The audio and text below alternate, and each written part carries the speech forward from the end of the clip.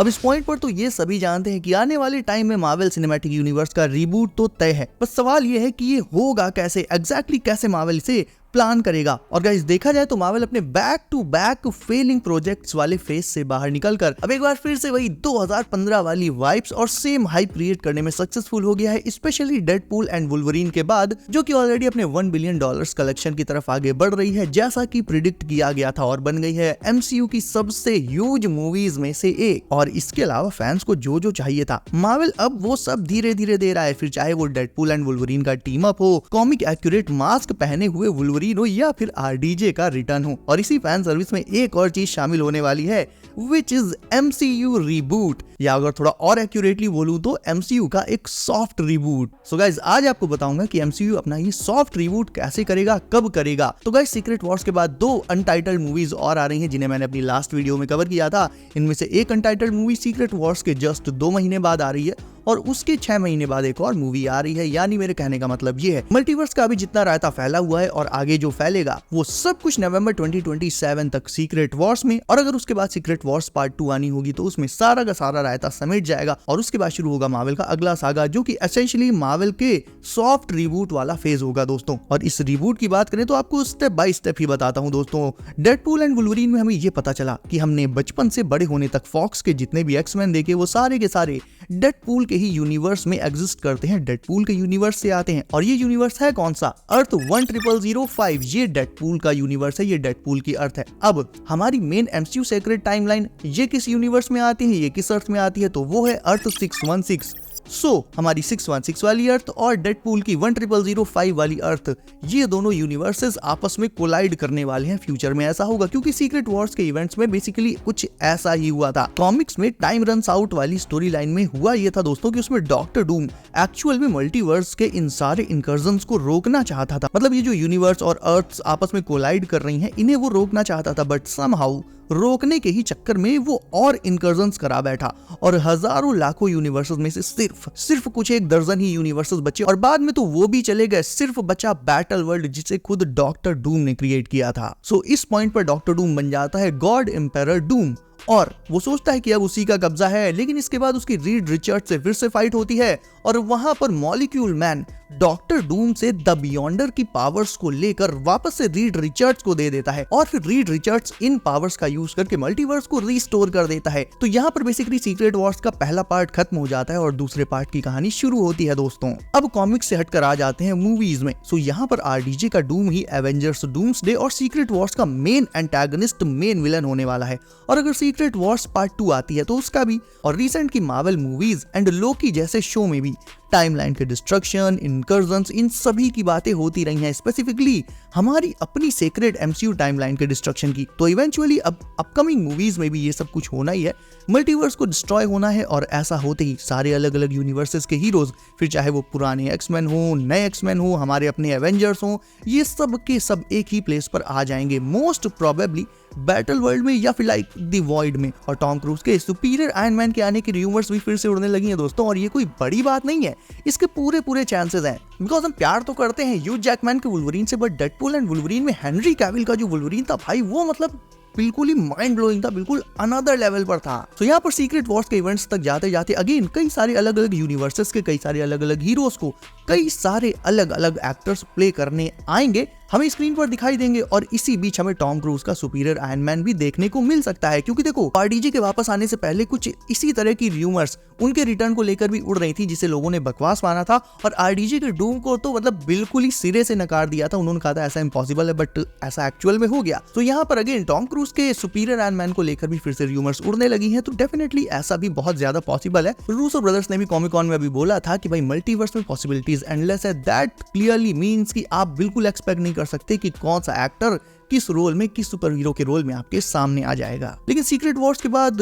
जो soft reboot वाला part आएगा गाइस, वो एक्चुअल में इस पूरे सागा से और भी ज्यादा बेटर होगा, क्योंकि कॉमिक्स अगर आपने पढ़ी है तो आपको पता होगा कि क्या हुआ था। जो मल्टीवर्स रिस्टोर किया गया था उसमें सारे यूनिवर्स अपने ओरिजिनल फॉर्म में रिस्टोर हो ही नहीं पाए थे, उसमें काफी ज्यादा मिक्सअप हो गया था। लाइक एक यूनिवर्स का कैरेक्टर दूसरे यूनिवर्स में चला गया था, और ऐसा ही कुछ मूवीज में भी होगा। सीक्रेट वॉर्स या फिर सीक्रेट वॉर्स पार्ट 2 के इवेंट्स के बाद, जिसमें मे बी हमारी 616 वाली अर्थ में यानी हमारी मेन सीक्रेट टाइमलाइन में भी कुछ दूसरे यूनिवर्सेस के ऐसे कैरेक्टर्स आ जाएंगे जो यहाँ पर बिलोंग ही नहीं करते होंगे। और पता है इस टाइम मार्वल में बहुत सारे सुपर हीरोज हो गए हैं। अब इनमें से कुछ हीरोज ऐसे हैं जिन्हें आप सीक्रेट वॉर्स के बाद उसके आगे भी देखना चाहोगे। फॉर एग्जांपल स्पाइडरमैन को ले लो। अगर टॉम हॉलैंड के कॉन्ट्रैक्ट की खबरें सच है तो इसका मतलब ये है कि सीक्रेट वॉर्स के बाद टॉम हॉलैंड का मार्वल एंड सोनी के साथ 3 और मूवीज का कॉन्ट्रैक्ट है दोस्तों, जिसमें 2 सोलो स्पाइडरमैन मूवीज हैं और एक टीम अप वाली मूवी है। और टॉम हॉलैंड के रिटर्न को पॉसिबल करेगा यही MCU का सॉफ्ट रिबूट। इसके अलावा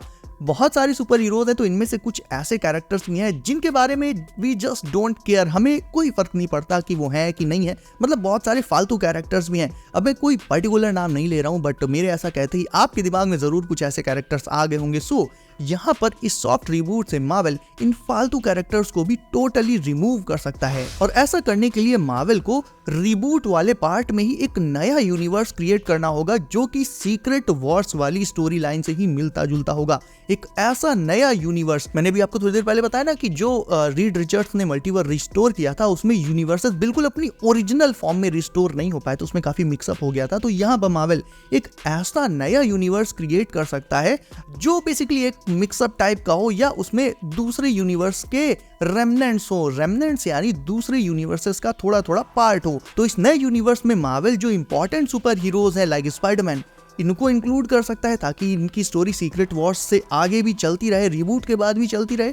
और जो फालतू के कैरेक्टर्स हैं उन्हें इस नए यूनिवर्स में शामिल नहीं करेगा ताकि वहां से इनकी स्टोरी लाइन बिल्कुल खत्म हो जाए और हमें ये कैरेक्टर्स बोर ना करें आगे। और इसलिए मैं कह रहा हूँ कि मार्वल का ये जो रिबूट होगा, जो सॉफ्ट रिबूट होगा, ये बहुत बहुत ज्यादा बेटर होगा। और सबसे अच्छी बात तो ये रहेगी दोस्तों कि इस नए यूनिवर्स में मार्वल बिल्कुल एक बेसिक से, एक नए सिरे से नए X Men, Fantastic Four, Avengers, Spiderman, इन सभी का ओरिजिन दिखा सकता है और इन्हें एक साथ को एग्जिस्ट करा सकता है। ये ठीक वैसे ही शुरुआत होगी जैसे 2008 में RDJ के आयरन मैन से हुई थी। उसके बाद थॉर आया, कैप्टन अमेरिका, हल्क, और फिर लगभग 10 साल बाद इन सारे एवेंजर्स का टीम अप हुआ। बहुत ही जायंट मूवी आई, हमें मजा आ गया। तो इस नए यूनिवर्स में मार्वल हमारे इन्हीं एवेंजर्स की तरह एक्समैन वगैरह को भी बिल्कुल बेसिक से लेकर आगे टीम अप तक के फॉर्म में दिखा सकता है। और देखा जाए तो मार्वल अपनी तरफ से पूरा जोर भी लगा रहा है। वो रूसो ब्रदर्स को ले आया, RDJ तक को ले आया, जिसने मार्वल के सबसे बड़े हीरो को प्ले किया था, और अब वही मार्वल के सबसे आइकॉनिक और सबसे बड़े विलन को भी प्ले करने जा रहे हैं। तो भाई इसमें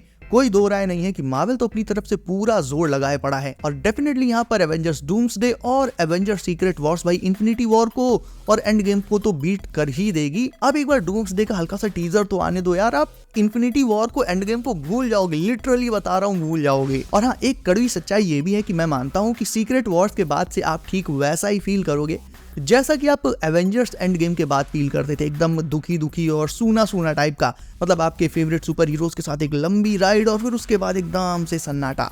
लेकिन याद करो, एंड गेम के बाद कुछ टाइम तक तो ये फेस चला था, लेकिन फिर धीरे धीरे मार्वल ने कुछ नए हीरोज लाए, कुछ पुराने, और धीरे धीरे स्टोरी आगे बढ़ाई। और अब वापस से मार्वल की वही हाइप वापस आ गई ना, तो फिर से सीक्रेट वॉर्स के बाद चीजों को थोड़ा सा हाइप्ड अप करने में टाइम लगेगा मार्वल को, लेकिन डेफिनेटली चीजें फिर से ट्रैक पर आ जाएंगी। चेंजेस एकदम अचानक से नहीं होते, उन्हें धीरे धीरे बिल्ट अप करना पड़ता है। तो सीक्रेट वॉर्स के कुछ टाइम बाद, कुछ महीनों या मे भी कुछ एक सालों के बाद वापस से मार्वल अगर स्टोरीज को सही से बढ़ाता है तो फिर से वो हाइप बढ़ती रहेगी। तो यहाँ पर मार्वल ने बेसिकली ये मान के चलो आप कि अपने आने वाले 15 से 20 साल पूरी तरह से सेव कर लिए हैं इस पर्टिकुलर स्टोरी लाइन को लेकर जो अभी चल रही है। ये तो सीक्रेट वॉर्स में जो कंक्लूड होगी वो तो होगी, बट उसके बाद जो सॉफ्ट रिबूट होगा उसके बाद भी कहीं ना कहीं इसी स्टोरी लाइन का एक हिस्सा है जो एक ही यूनिवर्स के थ्रू आगे बढ़ेगा। क्योंकि सॉफ्ट रिबूट के बाद कैप्टन अमेरिका या हल्क जैसे सुपर हीरोज का एक बिल्कुल ही नया वर्जन नए एक्टर के फेस के तौर पर हमारे सामने आ सकता है। और कहीं ना कहीं देखा जाए तो हम सिर्फ और सिर्फ RDJ को as Iron Man, Chris Evans को एज कैप्टन अमेरिका ही, मतलब एक तरह से बहुत ज्यादा उनसे अटैच हैं। लेकिन मार्वल ने टाइम टू टाइम कई सारे नए फेसेस भी इंट्रोड्यूस किए हैं जिनसे हम बहुत ज्यादा अटैच हुए हैं। फॉर एग्जांपल इन्फिनिटी सागा में ब्लैक पैंथर अचानक से आ गया था, बिल्कुल ही नया फेस था। सिविल वॉर में स्पाइडरमैन का डेब्यू हुआ था और वो भी फेस नया था, सुपर हीरो पुराना था बट फेस नया था, और इनसे हम बहुत ज्यादा अटैच भी हुए। सो कहने का मतलब ये है कि इस रिबूट के बाद मार्वल सही एक्टर्स को कास्ट करता है और स्टोरी लाइन भी एकदम जबरदस्त रखता है, तो डेफिनेटली हम एक पॉइंट पर, मतलब कुछ टाइम बाद, इन नए चेहरों के साथ भी काफी घुल मिल जाएंगे। और भाई रिबूट का सबसे ऑसम पार्ट पता क्या है? ये सारे नए पुराने जितने भी मतलब सुपर हीरोज होंगे सब के सब मल्टीवर्स में नहीं बल्कि एक सिंगल यूनिवर्स में, एक सिंगल अर्थ पर एग्जिस्ट करते होंगे, यानी सेम स्पेस को ऑक्यूपाई करते होंगे। और ऐसा इसलिए होगा क्योंकि भाई मल्टीवर्स सागा तो ये चल ही रहा है, मल्टीवर्स से रिलेटेड जितना भी कंटेंट है उसे मार्वल इसी सागा में कवर अप कर लेगा। इसके बाद वाले सागा में रिबूट के बाद, मतलब मल्टीवर्स सागा के जस्ट बाद, वो फिर से थोड़ी ना मल्टीवर्स को एक्सप्लोर करने लगेगा, फिर तो एक सिंगल, मतलब एक बेसिक सिंगल यूनिवर्स की कहानी पर फोकस करेगा। तो इसी वजह से मैं बोल रहा हूं कि एक नया यूनिवर्स मार्वल यहां पर बना सकता है, इसके पास ये बहुत बहुत बड़ी अपॉर्चुनिटी है। और रिपोर्ट्स ऐसी आ रही हैं कि ऐसा मार्वल कर भी सकता है। तो एक ऐसा यूनिवर्स जहां पर सारे एक्समैन, एवेंजर्स और बाकी जितने भी कैरेक्टर्स हैं, इनकी बेसिक से लेकर आगे तक की पूरी स्टोरी लाइन सेटअप करी जाए, जैसे 2008 के आयरन मैन से शुरू हुई थी और आगे जाके टीम अप हो गया था। तो फिर से रिबूट के बाद कुछ ऐसा ही होगा दोस्तों। और ये सॉफ्ट रिबूट वाला फेज डेफिनेटली सीक्रेट वॉर्स के बाद आने वाला है।